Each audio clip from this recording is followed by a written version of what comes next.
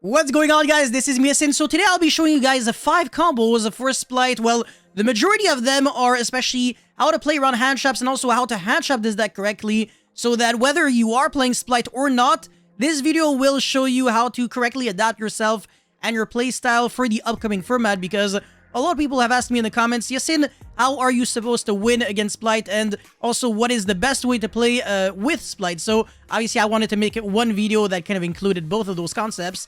And on top of that, I'm showing you guys a deck profile for the Spright deck at the very end.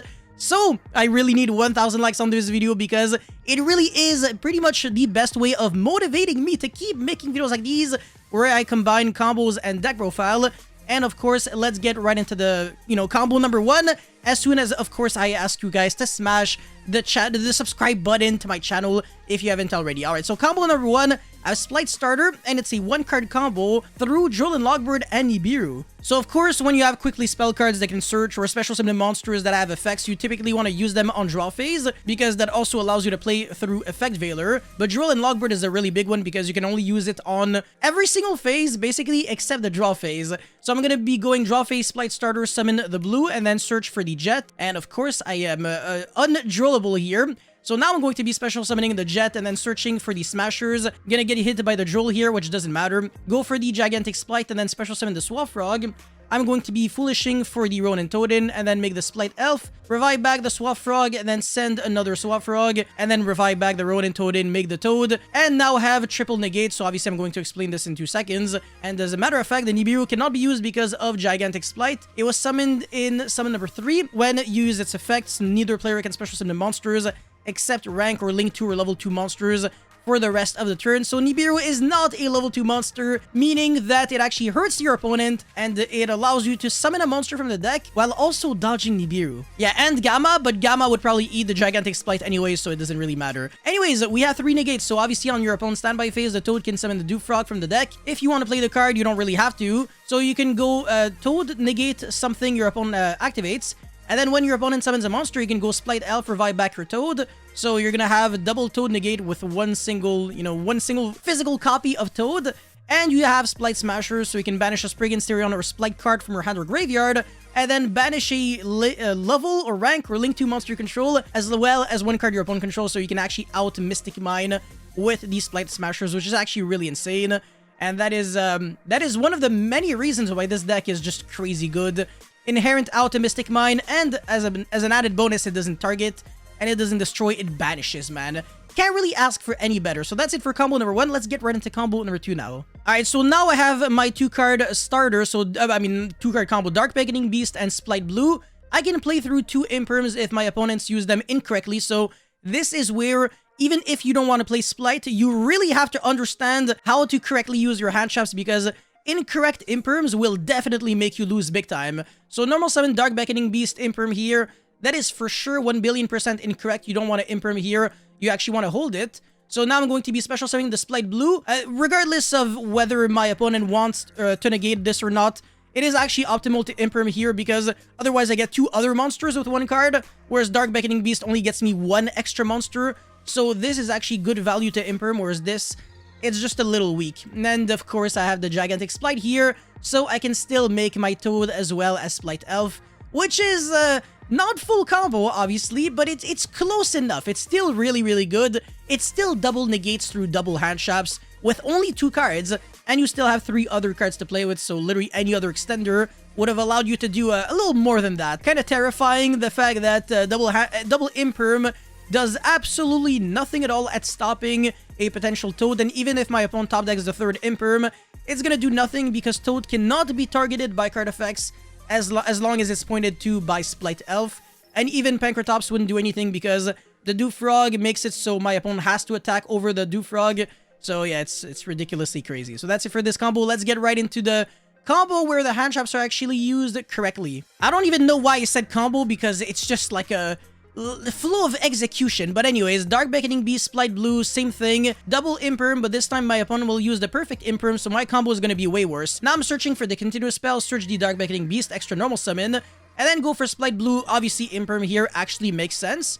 And I'm going to be making Spright Elf first, and then discard, revive back the Dark Beckoning Beast, make the gigantic Spright, so this time I have a gigantic Spright that is pointed to by Spright Elf, meaning that the Imperm simply cannot do anything about it. And I'm going to be making Spright Elf revive back the Swap Frog with the second Spright Elf, not with this one, because this one can be targeted, but this one cannot. So you obviously want to use this one. Revive back the Swap Frog, again, very specifically to the other zone that is being pointed to. And now you can make your Toad just like that. So, yeah, that's a nice Imperm you got there. It literally does absolutely nothing. And again, the only monster that you can target is the Spright Elf in the extra monster zone.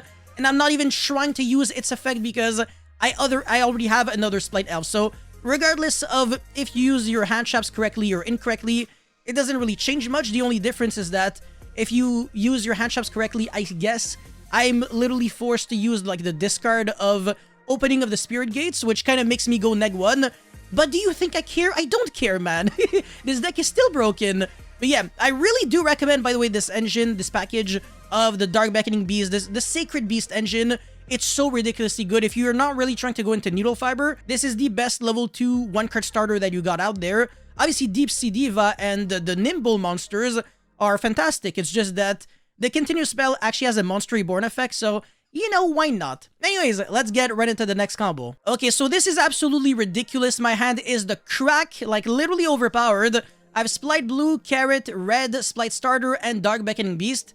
It doesn't get any better than that, and my opponent has 4 hand traps, which is kind of crazy, but it is what it is. So Spright Starter into Jet, and then going to be searching right here for the Smashers. And then I'm going to be going Special Summon the Blue, search, I get Veilered. That's kind of fine because I'm good at the game and I hard drew both of the monsters. So yeah, make the Link 2 and then get my search for the continuous spell, activate it, and then search for the Dark Beckoning Beast, and then extra normal summon. Summon the Carrot and then use the effect. I'm going to get hit by the Ogre, but I can negate it with a Spright Red and my opponent cannot Veiler here. So that kind of sucks for my opponent and it's really good for me, man. I'm not complaining. But yeah, use the effect of Swap Frog. I'm getting Veilered. That doesn't really change much. So yeah, try to use the Link 2 monster that revives back, but again, I get Veilered. Make Masquerena, set the Smashers, and that's still a ridiculously gigantic board through 4 hand traps because I can still make, I don't know, Mech Knight, Crusadia Avramax, or Goddess Underworld, whatever, as well as banish cards with a Spright Smasher. So absolutely no joke here, the fact that 4 hand traps might still not be enough if I correctly use the continuous effect of Spright Elf, because I feel like the majority of people don't really understand how, you know, being able to protect your monsters from being targeted by card effects is ridiculously massive when you're going first. This is not just a Monster Reborn, but also a kind of indirect call by the grave in a way. Kind of at punishing your opponents for holding their hand traps for too long, because if you let Spright players play the game for long periods of time, that's what they can do. So you kind of want to stop their initial starter and kind of hope that they don't really have much.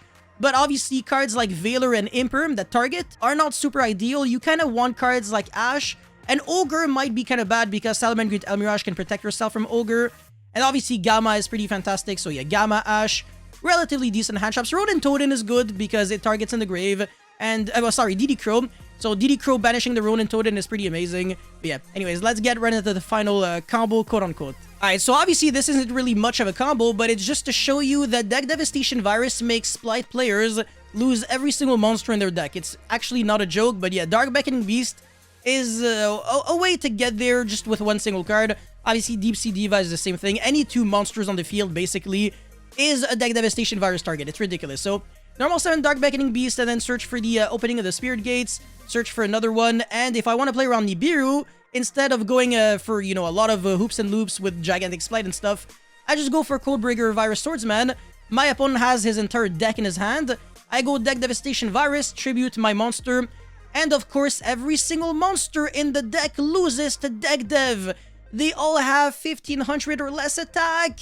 This is crazy, man. Even hand traps lose to it. This is nuts.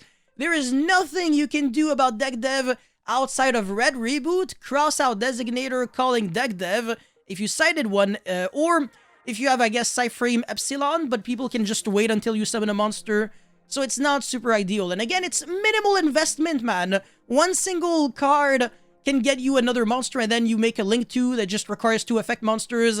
It's a Dark that has 2300 attack, and there you go, Merry Christmas, your opponent loses, just like that. Alright, so for the deck profile now, before proceeding into it, make sure you like this video and subscribe to my channel if you haven't already. I really appreciate you a lot for that. And now let's get right into it. So for the hand traps, I'm playing 9, but this is very up in the air, and I'm also playing 6 board breaking cards. So 3 Ash, 3 DD Kuro, and 3 Imperm. I don't really mind drawing Imperm for turn, so it's usually a really good card. And then DD Kuro is, I mean, it's DD Kuro. You can banish a bunch of cards. You can banish the Tier Element so they don't trigger. So that's actually really freaking cool. Dark Ruler is like probably the best board breaking card this format. Forbidden Drop is a little expensive, so you can actually play triple Tactic Talents if you want instead of this card. I think that makes a lot of sense. And for the Spright monsters, I'm actually playing a very boring ratio that everybody is on. So triple jet, triple blue, double red, and then 1 carrot. Everybody plays that, but then you could theoretically play 1 pixies if you want. It actually kind of makes sense. The card doesn't suck. And for the frogs, so everybody's playing triple swap and 1 Ronin. But then the Do Frog, it's really optional if you want to play it or not. Because at the end of the day, it's not needed for the combo. The only thing it changes is that the Toad becomes even more annoying to, you know, get rid of. Because if you have cards like Pankratops, you can't really out-Toad anymore. So that's the beauty of Do Frog. The fact that you can make it so that Toad is kind of like double protected. So you can't attack over and you can't target it for card effects. So yeah, it's a kind of a win more though. Anyways, for the normal summon starter of choice, there is Dark Beckoning Beast, Deep Sea Diva, and the Nimble monsters. I went for Dark Beckoning Beast because I really like the fact that the opening of the Spirit Gates is a Monster Reborn, as I mentioned when I explained my combos. And then for the pod cards, there's Prosperity and Desires, but I like Prosperity more because if I banish 6 cards, there's literally a 100% chance I get what I want. And even if I banish only 3 cards, it's fine. Desires, though, on the other hand, banishing key one-ofs like Ronin Totem might actually screw me over. Or like Spright Smashers, and then I get cucked by Mystic Mind and I lose. So that's kind of why I like Prosperity a little more. And this deck doesn't really have any draw powers, so it doesn't really conflict. Anyways, triple starter for obvious reasons, and then 1 Smashers. Again, you're inherent out to Mystic Mind. Call by the Grave, again, obvious, but you should maybe consider triple Tactic Talents, maybe over Droplet, I'm not sure yet. And that's pretty much it for the main deck, so 40 cards. This is how you should be playing Spright, I want to say. 40 cards is pretty much always the best, except if you're playing like a really whack, unorthodox deck list that's like really combo-oriented. Less hand traps, a lot of, I don't know, combo-heavy cards, and then you make like freaking 20 negates, but I'm not sure the deck really needs to do that. Anyways, for the extra deck, 1 Zeus, 1 Downerd, 1 Toad, Sky Cavalry, so you can out a lot of annoying cards like the Mech Knight Crusader Avramax that is made with IP Masquerade using this card. So it's a joke, man. People are making Avramax thinking that it kills Spright in the mirror, but it doesn't. Double Gigantic Spright, and then the Djinn Buster. This is a negate if you use 2 level 2 Dark Monsters, so you can negate Nibiru with this card. Actually really good. Cat Shark to facilitate OTKs, Unicorn with Masquerena, Codebreaker Virus Swordsman for Deck Devastation Virus post Game 1. And you can also out Baguska with this card because it is a generic Link 2 that has over 2k attack. And then finally Phoenix for random Floodgates, double Spright Elf, Masquerena, and El Mirage. So that Swap Frog is a 1-card starter, and also you can protect yourself from Ghost Ogre on the Gigantic Spright. Now for the idea section, I guess Nibiru, Gamma, Nimble Anger with the Beavers. So Foolish Burial could be played with the Angler. So you Foolish that, summon 2 Nimble Beavers, and you have your 1-card combo without using your normal summon. That's pretty cool. But Nimble Beaver is not a tuner, so you can't make Needle Fiber with it. I'm not sure how relevant that's supposed to be, but... And then obviously Veiler if you want more hand traps. Elder Entity Entis with Trouble Sunny, and the Evil Twin Kisiki Lila if you want a main deck or side deck. Ultimate Slayer or Ultimate Slayer, that's the new name. Access code Appaloosa, I don't know what the frick Anemone is doing here. Dark, Hita, this card's good. It can revive back your opponent's Spright Elf, and then you can play from there. And then Spright Sprint when it's gonna come out, Triple Tactics, and Foolish Burial. So that's pretty much it for this video. Let me know your thoughts about this deck in the comment section below. As always, don't forget to like and subscribe. I'll see you guys very soon. Peace.